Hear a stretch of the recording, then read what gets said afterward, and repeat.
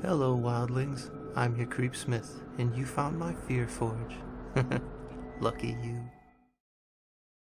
Today's entry is a poem, Solomon Kane's Homecoming, by the master of the pulps and creator of such titanic characters as Conan the Barbarian and Cull of Atlantis, Robert E.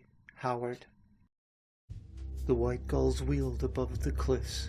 The wind was slashed with foam. The long tides moaned along the strand when Solomon Kane came home.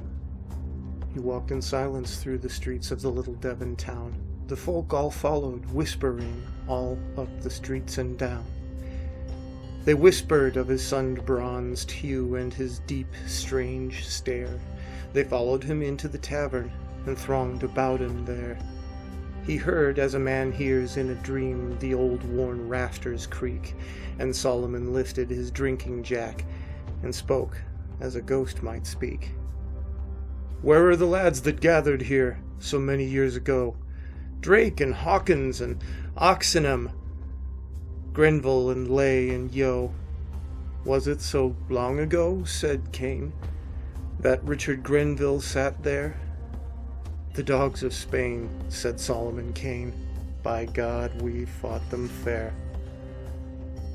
For a day and a night and a day again we held their fleet at bay, till their round shot riddled us through and ripped our masts away." "Where is Bess?" said Solomon Kane. "It racked me hard to go, but I heard the high trade grate the keel, and I heard the sea wind blow. I left her, though it racked my heart to see the lass in tears. In the quiet churchyard by the sea, she slept these 7 years." The sea wind moaned at the window pane, and Solomon bowed his head.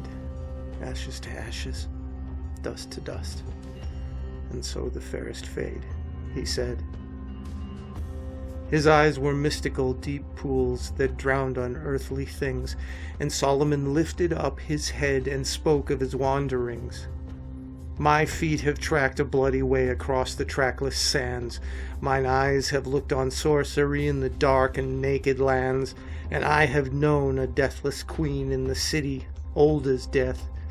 Her smile was like a serpent's kiss, and her kiss was Lilith's breath. And I have roamed in grisly hills where dead men walked by night, and I have seen a tattered corpse stand up to blast men's sight.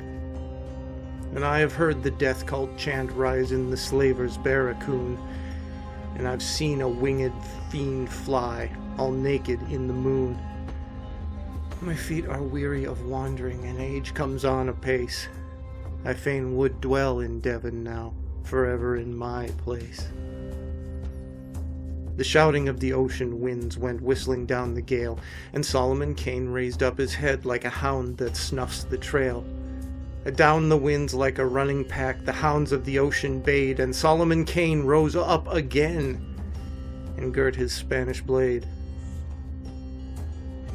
Hands held him hard, but the vagrant gleam in his eye grew blind and bright, and Solomon Kane put by the folk and went into the night. A wild moon rode in the wild white clouds. The waves their white crests showed when Solomon Kane went forth again, and no man knew his road. They saw him etched against the moon on the hill in clouds that thinned. They heard an eerie, echoed call that whistled down the wind. Out of the tavern, into the night went Solomon Kane once more. He'd heard the clamor of the winds. He had harked to the ocean's roar.